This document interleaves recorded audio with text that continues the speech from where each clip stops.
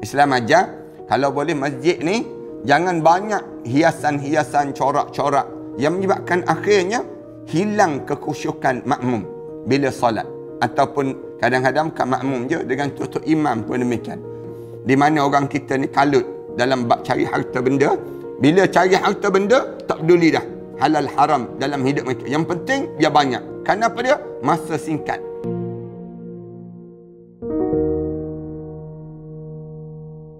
Pada diri kita, untuk kita sentiasa dalam hidup kita ni buat yang dinamakan dengan perbekalan, ataupun kita buat persiapan untuk saat mana kita berlakunya yang disebut dengan kiamat. Kiamat ni para hadirin sekalian, kita tahu bahawa bila Allah nak tutup alam ini, satu, ataupun Allah nak tutup diri kita ni sendiri, satu. Maknanya ada dua kiamat. Ulama-ulama sebut satu kiamat besar, satu lagi kiamat kecil. Kiamat kecil ialah bila berlakunya kematian di kalangan kita. Berdasar pada hadis-hadis Rasulullah sallallahu alaihi wasallam, cerita perkara demikian. Demikian juga satu lagi kiamat besar. Kiamat besar ini bila sampai saat di mana kitanya Allah nak tutup alam ini.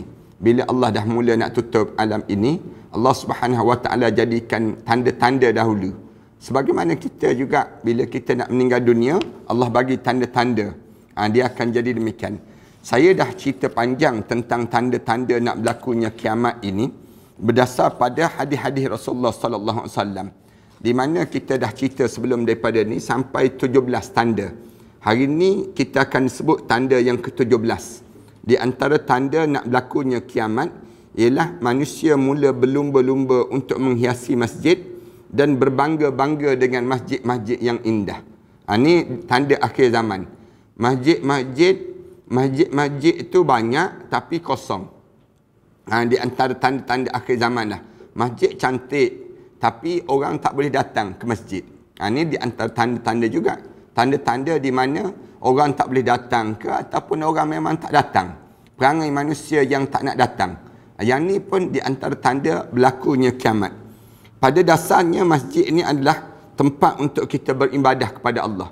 Asasnya dipanggil demikian. Pembangunan adalah atas dasar takwa.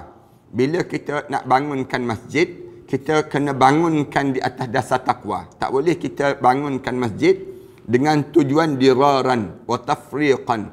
Tujuan untuk menyesatkan orang dan memisahkan di kalangan kelompok-kelompok orang Islam. Tak boleh demikian. Tapi masjid ussisa ala taqwa. Allah ajar mesti diasas di atas dasar takwa. Dan siapa yang membangunkan dengan tujuan untuk dapat ganjaran di sisi Allah ataupun ketakwaan pada Allah, Allah ganjarkan pada dia dengan pahala yang banyak yang Allah sediakan pada dia. Tapi kita kena ingat, di akhir zaman masjid akan dibangunkan dengan tujuan untuk perhiasan. Nak tunjuk cantik, nak tunjuk kemegahan itu, kemegahan ini. Ni di akhir zaman. Bila sampai di hujung zaman saja, dia akan terjadi dalam keadaan sedemikian rupa. Kemudian setiap orang akan bangga-bangga dengan keindahan hiasan masjid yang dibangunkan itu. Masing-masing sibuk. Orang negeri ini bangga dengan masjid negeri dia. Negeri itu bangga dengan masjid negeri dia. Di kalangan mereka tersebut. Hal ini yang dikhawatirkan untuk memalingkan hati orang-orang yang sedang khusyuk solat terhadap pemandangan hiasan-hiasan dalam masjid. Akhirnya orang jadi tak khusyuk. Kenapa orang tak khusyuk? Kerana tengok masjid cantik sangat. Binaan dia tu, kemudian cara yang diletakkan dengan tulisan-tulisan, kemudian dengan macam-macam gaya yang ada tersebut, menunjukkan seolah-olah di waktu ini gambaran bagaimana cantiknya masjidnya. Rasulullah sallallahu alaihi wasallam bersabda dalam hadis, Rasulullah sebut, inna min asyratis sa'ah, di antara tanda-tanda nak berlakunya kiamat, an yatanabahan nas fil masajid, di mana manusia akan berbangga-bangga terhadap bangunan-bangunan masjid. Ataupun manusia berbangga-bangga terhadap yang dinamakan dengan apa dia? Yang namakan dengan hiasan-hiasan masjid ataupun binaan-binaan masjid. Ini tanda-tanda nak berlakunya kiamat. Rasulullah sallallahu alaihi wasallam sebut demikian. Ibnu Abbas berkata sebagai bentuk komentar dan penegasan hadis ini, mereka akan benar-benar menghiasinya sebagaimana orang Yahudi menghiasi tempat-tempat ibadah mereka serta gereja-gereja mereka. Ini disebut orang Yahudi, orang Kristian dihias gereja-gereja dia. Dihias yang disebut dengan biara-biara mereka. Cara orang Yahudi, Islam diajar supaya kosong, plain je. Jangan ada dipanggil corak-corak yang menyebabkan hilang khusyuk. Sikit-sikit tu tak apalah. Tapi kalau banyak sangat sehingga kan seolah-olah dalam masjid itu jadi macam banyak sangat rekaan, banyak sangat suasana yang dalam masjid ni tanda nak berlakunya kiamat. Disebut demikian. Dia tanda-tanda manusia. Manusia jadi tak ingat dah pada Allah Subhanahu Wa Taala. Solat mereka jadi tak khusyuk. Kenapa tak khusyuk? Kerana tengok cantiknya lukisan ini. Cantiknya binaan ini. Cantiknya dia jadi rasa kekaguman dia kepada suasana yang demikian. Pada masa kini, bila kita amati keadaan seluruh penjuru dunia melalui peranan komunikasi dan juga media massa yang kita ada ni, kita akan pasti menyaksikan sikap berbangga-bangga di kalangan kita. Bangga terhadap binaan masjid tadi. Masing-masing nak suruh jadi cantik, jadi memperindahkan dan berlebihan dalam pembinaan masjid. Melampau-lampau dalam membina masjid. Pada dasarnya, kadang-kadang masjid itu sepatutnya harga 4 juta. Tapi oleh kerana dia nak buat cantik, jadi 14 juta. Ini jadi demikian. Pada dasarnya, mereka telah membaca hadis ini. Kebanyakan orang kita ni dia dengar hadis ni. Tapi mereka juga mengetahui bahawa menghiasi masjid itu secara berlebihan merupakan di antara tanda-tanda nak berlakunya kiamat. Ibnu Abbas radhiyallahu anhu berkata, Rasulullah sallallahu alaihi wasallam bersabda, Rasulullah sallallahu alaihi wasallam sebut, la tuzakhrifan-naha kama zakhrafatil yahud wan nasara. Rasulullah sallallahu alaihi wasallam sebut, sesungguhnya mereka akan menghiasi masjid-masjid sebagaimana bangsa Yahudi dan juga orang Kristian menghiasi tempat ibadah mereka itu. Dia akan jadi demikian. Sibuk orang Yahudi, orang Kristian, dia nak cantikkan. Dia dalam dia berbagai-bagai cara mereka lakukan. Tapi dalam Islam tak ajar demikian. Islam ajar kalau boleh masjid ni jangan banyak hiasan-hiasan, corak-corak yang menyebabkan akhirnya hilang kekhusyukan makmum bila solat. Ataupun kadang-kadang bukan makmum je, dengan tutup imam pun demikian. Sejadah tu letak 3-4 lapis sejadah. Membazir tu dipanggil demikian. Sepatutnya sejadah tu imam tu satu cukup lah. Ataupun semayang atas kapet. Dah kapet kan. Kapet tu. Tapi orang kita tak. Dia nak letak sejadah tu imam tu kadang-kadang 5-6 lapis. Tu imam tu tinggi je tempat tu imam solat. Pelik-pelik dia panggil demikian. Itu tanda yang ke-17. Tanda yang ke-18, waktu kita rasa cepat. Tanda-tanda yang menunjukkan nak berlakunya akhir zaman lagi, masa ni menjadi cepat. Menjadi cepat berlalu. Keadaan ini menjadi pendek. Hari telah dikabarkan oleh Rasulullah sallallahu alaihi wasallam 1400 tahun yang lalu. Di mana tidak akan terjadi kiamat sehingga salah satu waktu menjadi semakin singkat.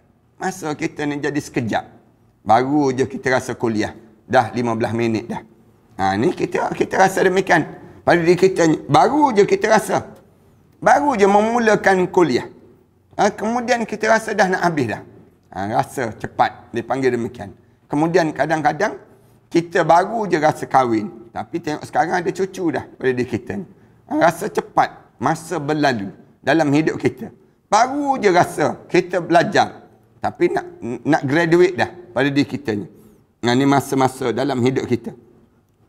Diriwayatkan juga dalam Musnad Ahmad daripada Abu Hurairah radhiyallahu anhu bahawa Nabi sallallahu alaihi wasallam bersabda, an Abi Hurairah radhiyallahu anhu qala Rasulullah sallallahu alaihi wasallam, la taqumu as-sa'ah hatta yataqarab az-zaman fatakuna as-sanah kash-shahri wa yakuna ash-shahr kal-jum'ati wa takuna al-jum'ati kal-yawm wa yakuna al-yawm kas-sa'ati wa takuna as-sa'ah ka-ikhtiraqi as-sa'fah.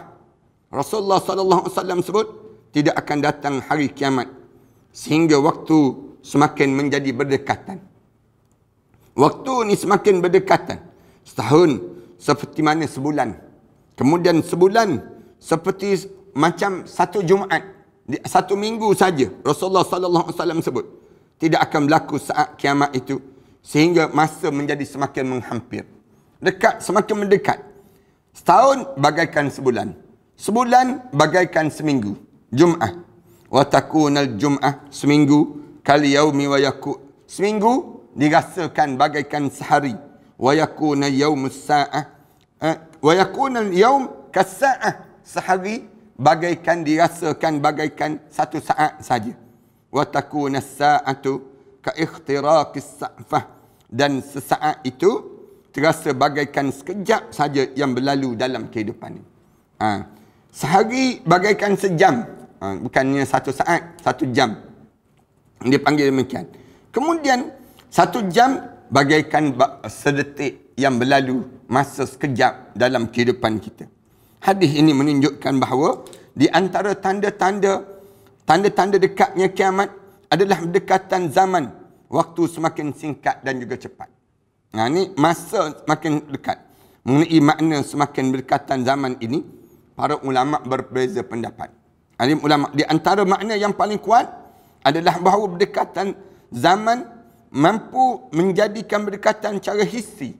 Kita rasa perasaan diri kita dan mampu berdekatan adalah cara maknawi. Cara maknawi pun ada juga. Maknanya memang rasa, memang dekat, rasa sungguh begitu. Berdekatan waktu secara maknawi adalah hilangnya keberkatan pada waktu zaman tersebut.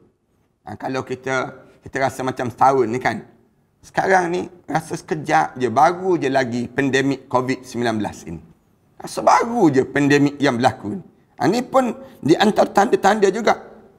Padahal dah dekat dengan setahun dah kita melalui saat yang sebegini. Masa-masa kita yang lalui sebegini.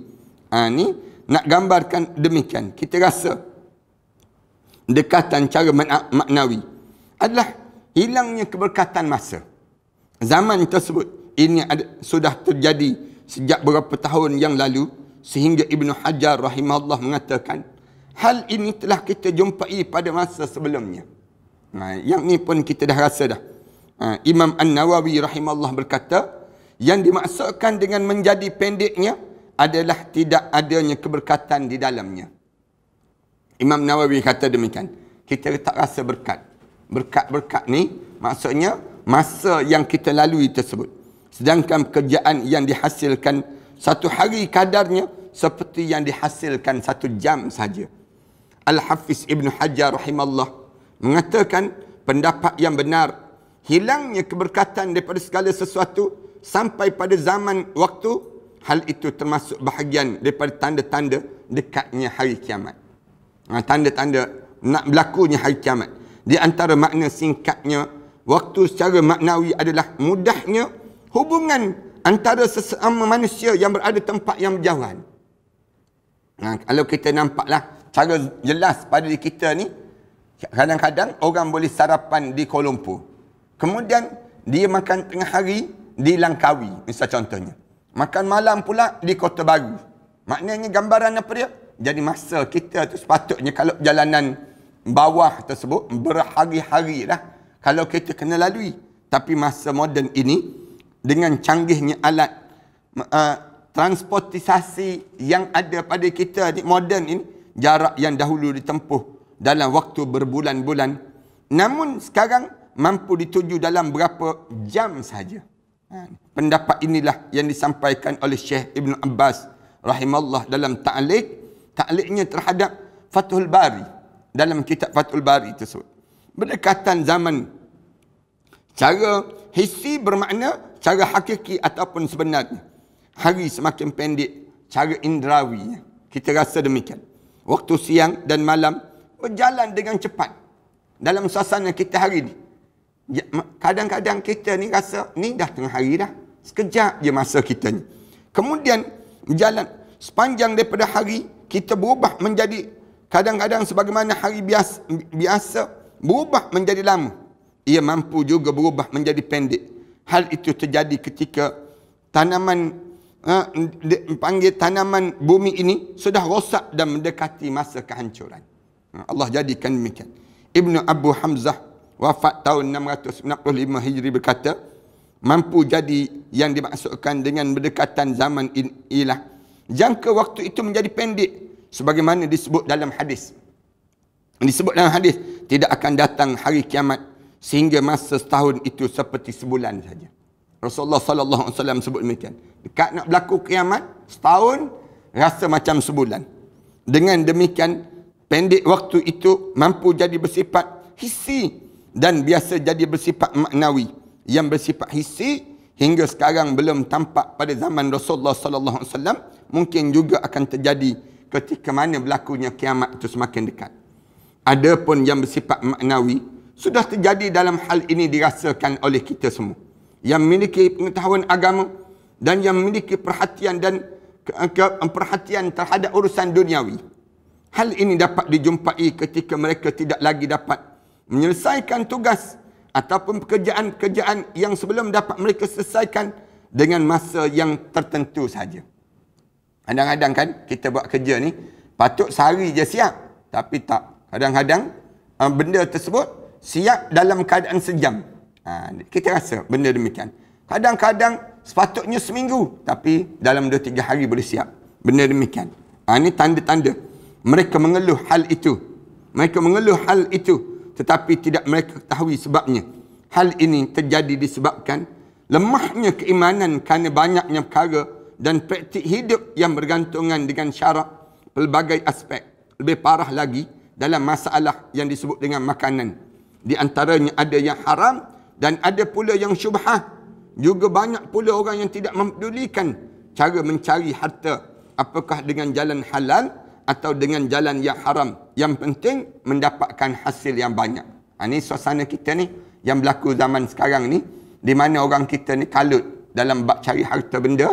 Bila cari harta benda, tak peduli dah halal haram dalam hidup mereka. Yang penting dia banyak. Kenapa dia? Masa singkat. Dia sebut demikian. Masa singkat. Dia hidup tu pun sekejap. Lalu menyebabkan dia kalut untuk mencari harta sebanyak mungkin. Padahal bukan itu yang diajar dan disuruh dalam agama. Itu yang ke-18. Yang ke-19 kita sambung akan datang nantilah dalam membicarakan tajuk ini. Mudah-mudahan Allah jadikan perbincangan kita ini diberi keberkatan dan kerahmatan di sisi Allah. Aku qouli hadza astaghfirullah li wa lakum. Wassalamualaikum warahmatullahi taala wabarakatuh. Bismillahirrahmanirrahim. Alhamdulillahirabbil alamin. Wassalatu wassalamu ala rasul amin wa ala alihi wa sahbihi ajma'in. Rabbana iftah bainana wa bain qaumina bil haqq wa anta khairul fatihin. Rabbana atina fid dunya hasanah wa fil akhirati hasanah wa qina azabannar. Alhamdulillahirabbil alamin.